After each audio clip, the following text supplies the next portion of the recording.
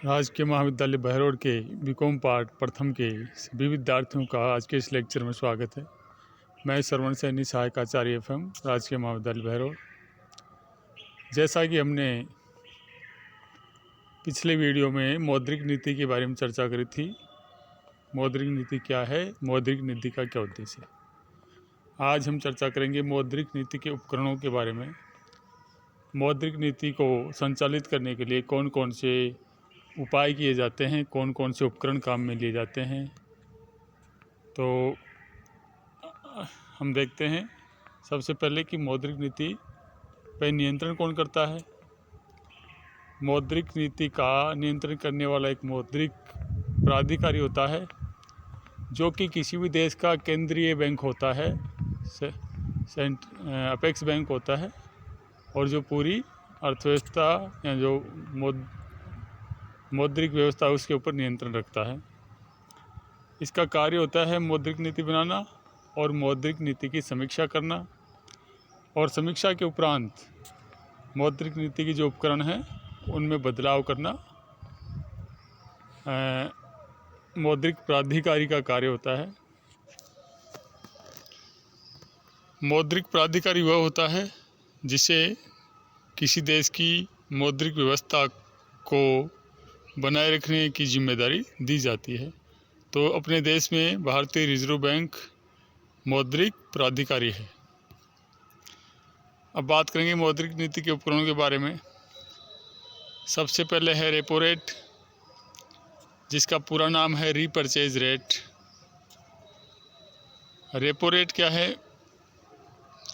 जब आरबीआई अनुसूचित बैंकों को शॉर्ट टर्म के लिए उधार देता है, शॉर्ट टर्म का मतलब 1 साल से कम समय के लिए, तो वह जिस दर पे उधार देता है उसका नाम है रेपो रेट।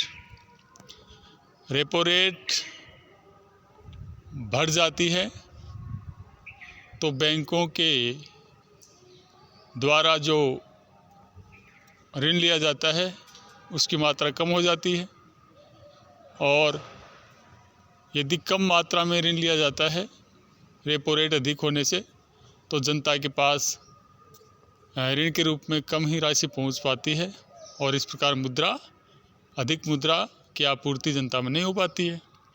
और यदि रेपो रेट नीची होती है तो जो अनुसूचित बैंक हैं, वाणिज्यिक बैंक हैं, वो अधिक मात्रा में आरबीआई से ऋण प्राप्त करते हैं, और वहीं ऋण जनता के हाथों में पहुंच जाता है, तो देश में मुद्रा की आपूर्ति बढ़ जाती। दूसरा है reverse repo rate. Reverse repo rate या रिवर्स रीपरचेज रेट इसका पूरा नाम है।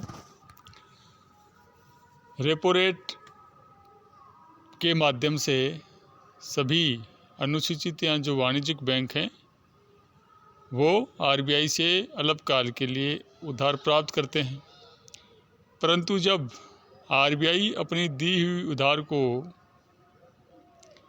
वापस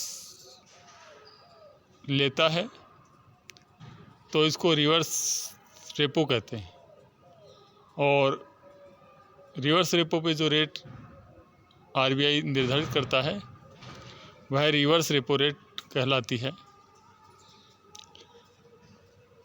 रिवर्स रेपो रेट में यह होता है कि इसमें आरबीआई वाणिज्यिक बैंकों से उधार लेता है, अपना दिया हुआ तो लेता ही, उसके अलावा आरबीआई वाणिज्यिक बैंकों से अल्पकाल के लिए उधार ले लेता है। तो उससे क्या होता है कि वाणिज्यिक बैंकों के पास मुद्रा की पूर्ति कम हो जाती है, और जनता को वो कम मात्रा में ऋण देते हैं, जिससे मुद्रा की पूर्ति है वो नियंत्रित हो जाती है।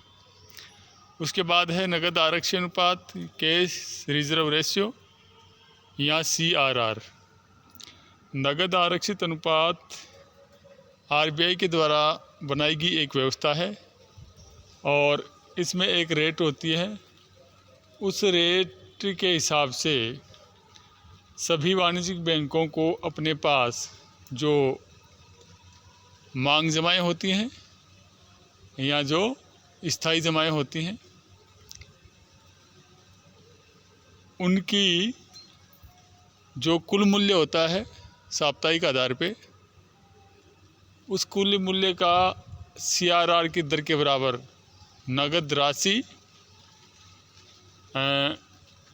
सभी बैंकों को, वाणिज्यिक बैंकों को अपने पास नगद में रखनी पड़ती है।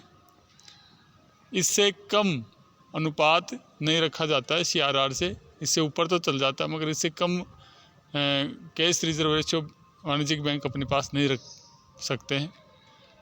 और CRR रख के बराबर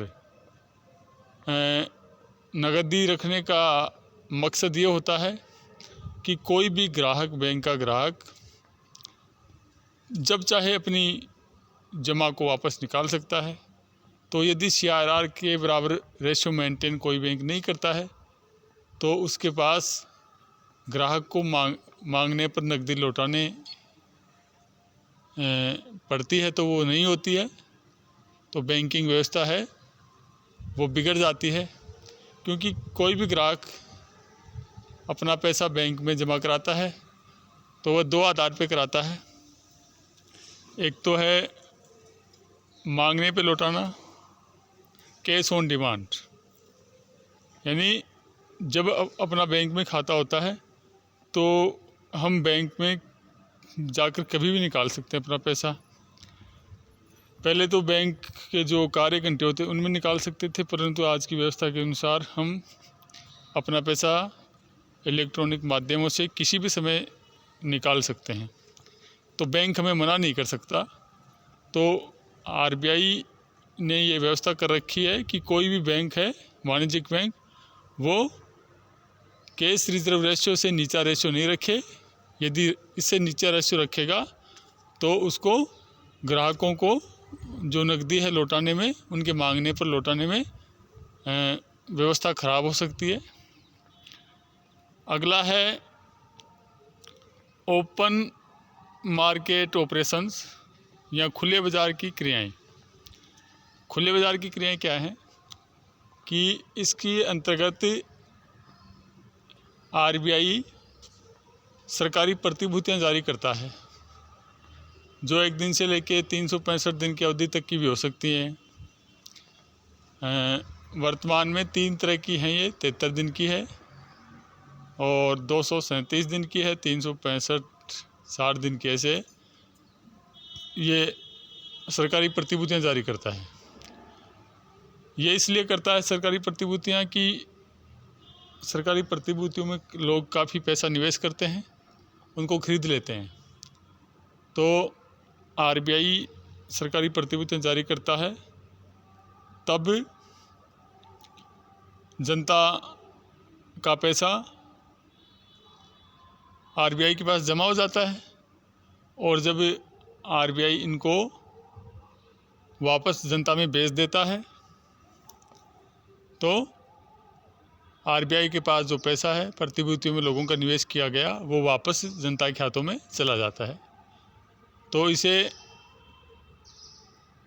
ओपन मार्केट की क्रिया इसलिए कहते हैं क्योंकि सरकारी प्रतिभूतियों को बेचने का जो बाज़ार होता है वह बाज़ार स्टॉक मार्केट कहलाता है। तो स्टॉक मार्केट में यदि RBI अपनी प्रतिभूतियों को जाके प्रत्यक्ष रूप से जाके बेचता है, खरीदता है, तो वह देश में मुद्रा की आपूर्ति को नियंत्रित कर सकता है। क्योंकि काफ़ी लोग हैं वो सरकारी प्रतिभूतियों में निवेश करने को अधिक सुरक्षित समझते हैं, क्योंकि उनका पैसा वहाँ यदि निवेश कर देते हैं तो डूबने की संभावना बिल्कुल भी नहीं होती है, क्योंकि उस पैसे को लौटाने के लिए भारत सरकार का जो रिजर्व बैंक है RBI है वह जिम्मेदार होता है। तो ये भी एक तरीका RBI के पास है कि वह देश में मुद्रा की आपूर्ति को कम या ज़्यादा कर सकता है। और ओपन मार्केट की जो क्रियाएं हैं, यानी ओपन मार्केट की क्रियाओं का मतलब है RBI अपनी सरकारी प्रतिभूतियों के माध्यम से उनको खरीद के बेच के स्टॉक एक्सचेंज में उनको प्रत्यक्ष रूप से खरीद कर और बेचकर मुद्रा की आपूर्ति को नियंत्रित कर सकता है। अगला है बैंक दर या बैंक रेट।